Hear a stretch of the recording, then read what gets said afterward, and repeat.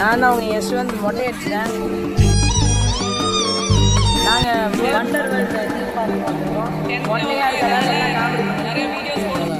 போதும் நிறுத்திக்கிறோம். இதுதான் எங்கள் அண்ணன். ஆர்டர் சொல்லிட்டு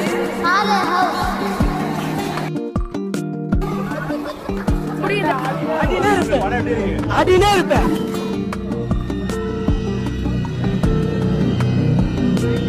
அவ்வளவுதான், நம்ம முடிச்சு விட்டீங்க போ.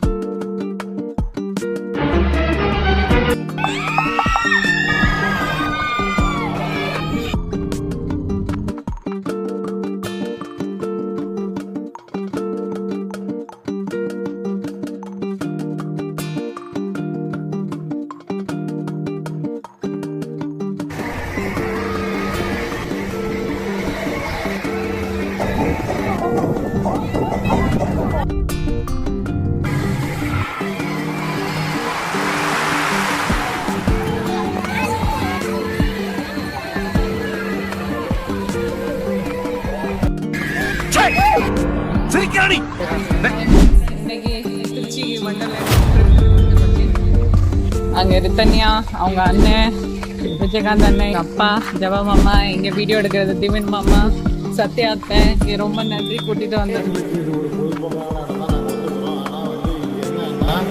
நான் கொண்டு வர பொருளை எடுத்துகிட்டு போக அனுமதி இல்லை. ஆனால் உள்ளர பார்த்தீங்கன்னா விலை உயர்வு அதிகம். சாப்பாட்டிலேருந்து எல்லாமே நான்லாம் கூச்சப்படாமல் நல்லா சாப்பிடுவேன். சின்ன பசங்களுக்கு இது ஒரு பொழுதுபோக்கான இடம் தான். பட்டு பரவாயில்ல. பட் எல்லாமே என்ட்ரன்ஸ் ஃபீஸ்லேருந்து உள்ள, அதாவது என்ட்ரன்ஸ் ஃபீஸ் 800 ரூபா போடுறாங்க. சின்ன பசங்க 650 ரூபா போடுறாங்க. இது எந்த விதத்தில் நியாயம்னு எனக்கே தெரியல. ஒரு நாளைக்கு ஒரு ஃபேமிலி வந்துச்சுன்னா 5000 ரூபாய்க்கு உள்ள சாப்பிட்ற அளவுக்கு 10,000 ரூபா செலவு பண்ணல ஒரு குடும்பத்துக்கு வருதுன்னா எந்த அளவுக்கு அவங்களுடைய பொருளாதாரம் உயர்ந்திருக்கின்றது புரியுது. ஆனால் இது அந்த அளவுக்கு ஒர்த்தானா தெரியல.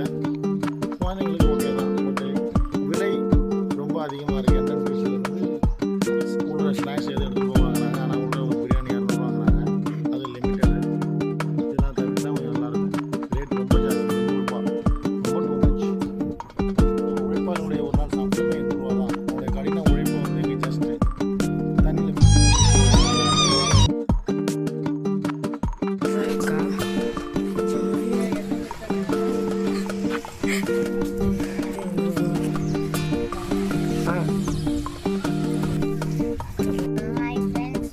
ஸோ எங்கள் அப்பா சொன்னதை வச்சு அவருக்கு பக்கம் இருக்க நியாயத்தை சொன்னார்.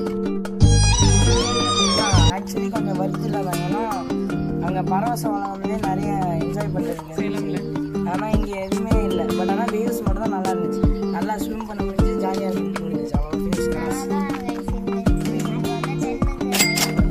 நான் 10க்கு 6 பை பை ஸ்கூல்